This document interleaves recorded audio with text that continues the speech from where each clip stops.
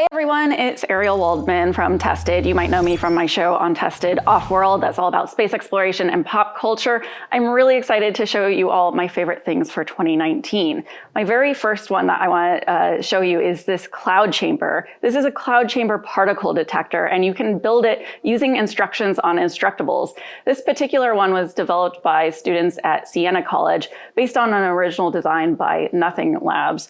And what is really fun about it is that it uses Peltier coolers, thermocoolers that you can get in sort of your standard PC or computer, but it uses these Peltier thermocoolers to actually generate a cloud so that you can see cosmic rays and energetic particles and a bunch of other cool things.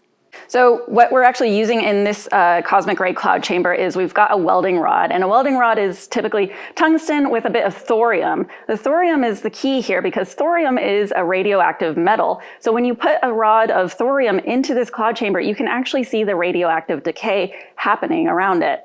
And an important note about these thorium rods is that they're perfectly okay to handle, but absolutely do not lick them.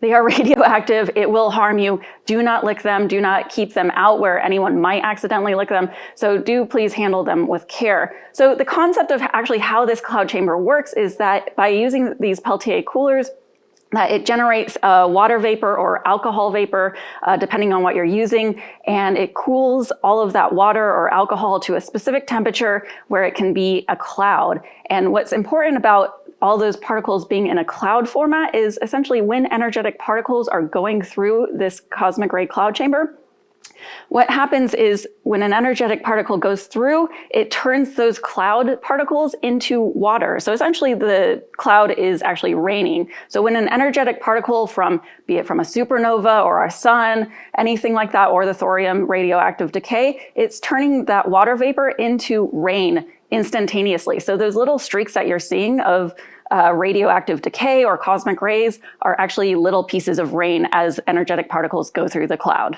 Okay, so my next favorite thing is a book called Beyond Earth, A Chronicle of Deep Space Exploration from 1958 to 2016 by Asif Siddiqui.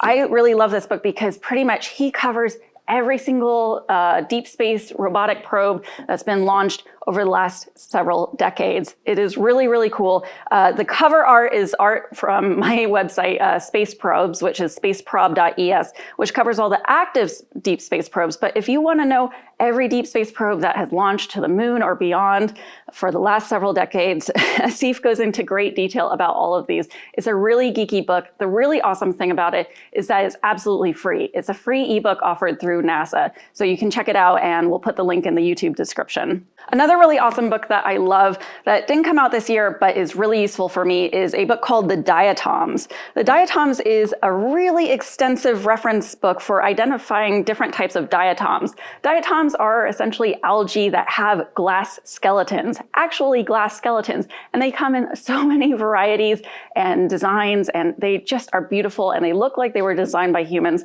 but they're absolutely natural. This book has been really, really useful for identifying all sorts of diatoms. I filmed a lot of diatoms last year in Antarctica, and I'm still needing to identify them. So I actually reference this book quite a bit because it has all different sorts of views and it describes them in great detail. It's really geeky, but if you're someone who's gotten into microscopy or thinking about using microscopes to look at things all around you in your backyard or in Antarctica or wherever, this book is actually a really useful guide.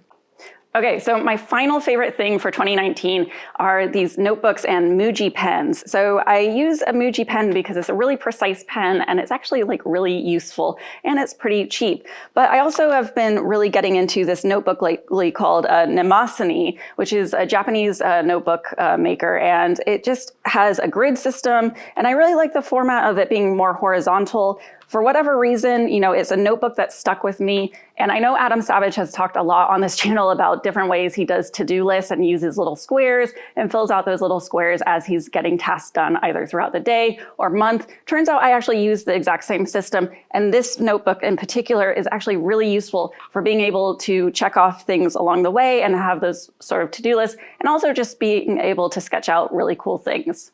So that's it for me for 2019. Thanks so much for tuning in, and I really can't wait to see all of you in 2020.